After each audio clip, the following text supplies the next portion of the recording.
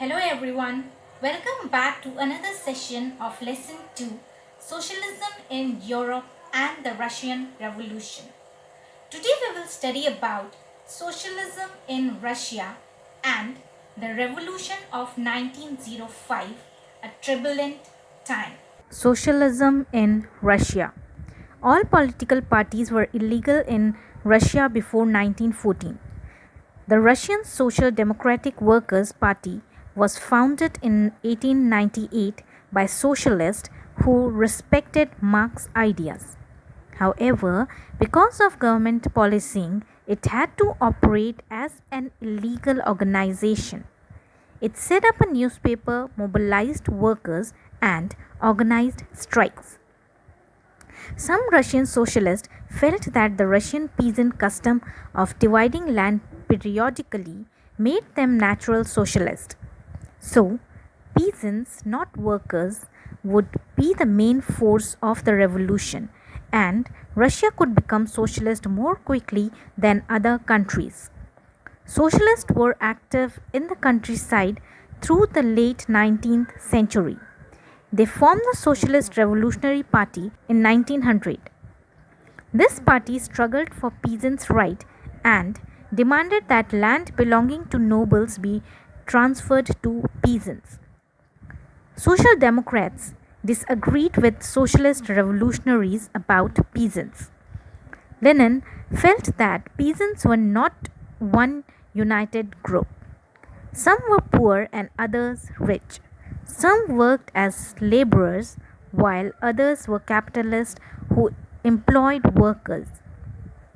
Given this differentiation with them, they could not all be part of a socialist movement. The party was divided over the strategy of organization. Vladimir Lenin, who led the Bolshevik group, thought that in the repressive society like Tsarist Russia, the party should be disciplined and should control the number and equality of its members.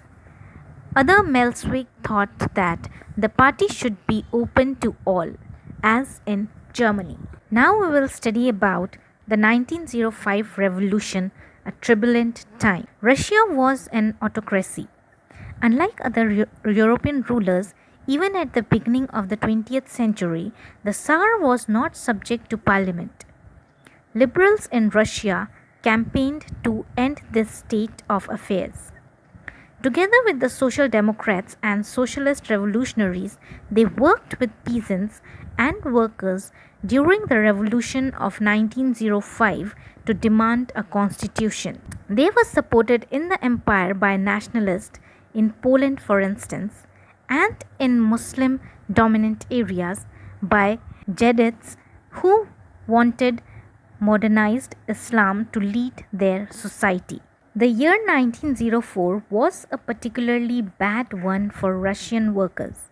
Prices of essential goods rose quickly, that real wages declined by 20%. The membership of Workers' Association rose dramatically. When four members of the Assembly of Russian Workers, which had been formed in 1904, were dismissed at the Putilov Iron Workers, there was a call for industrial action. Over the next few days, over 110,000 workers in St. Petersburg went on strike, demanding a reduction in the working days to 8 hours, an increase in wages, and improvement in working conditions. When the procession of workers led by Father Gapon reached the Winter Palace, it was attacked by the police and the Cossacks. Over 100 workers were killed and about 300 wounded. The incident, known as Bloody Sunday, started a series of events that became known as the 1905 Revolution. Strike took place all over the country, and universities closed down when students' body staged walkouts complaining about the lack of civil liberties. Lawyers, doctors, engineers, and other middle class workers established the Union of Unions and demanded a constituent assembly. During the 1905 revolution, the Tsar allowed the creation of an elected consultative parliament or Duma. For a brief while during the revolution, there existed a large number of trade unions and factory committees made up of factory workers. After 1905, most committees and unions worked unofficially since they were declared illegal. Several restrictions were placed on political activities.